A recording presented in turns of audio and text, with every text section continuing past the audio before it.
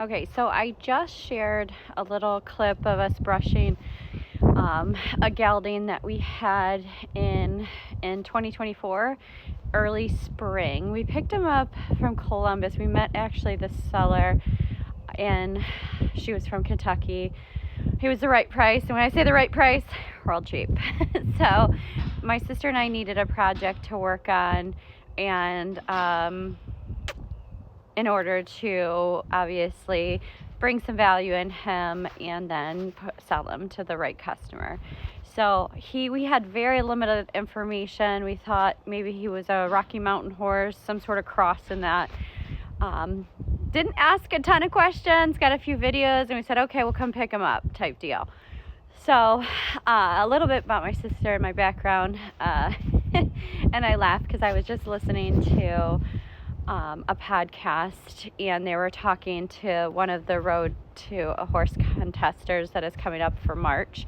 And if you haven't looked up, or if you don't know anything about the Road to the Horse, it's a 3-day competition on colt starting and really focused on 3-year-olds, unbrokes.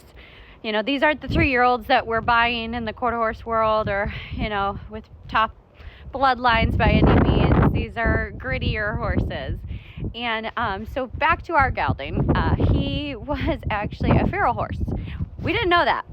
We knew he was a challenged catch. So we thought, okay, we can catch a horse. We'll figure this out, right?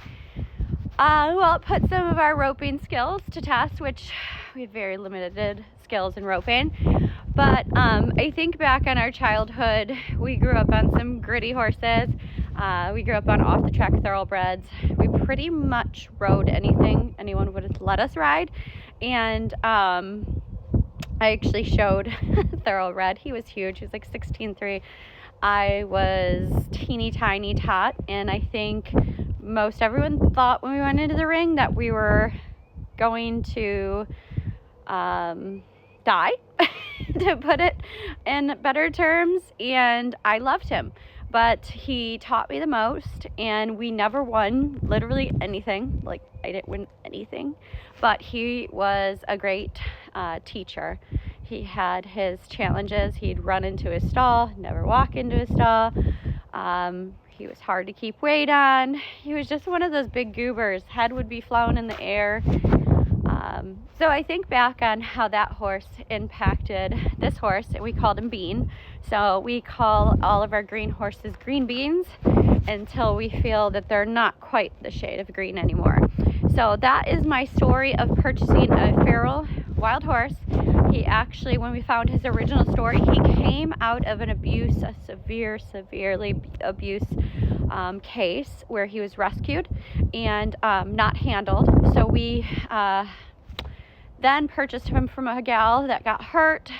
She hurt her back. Not sure how that happened. But we actually got him from her, and she couldn't catch him in the field. And she got him caught, threw him on the trailer. We got him in Columbus.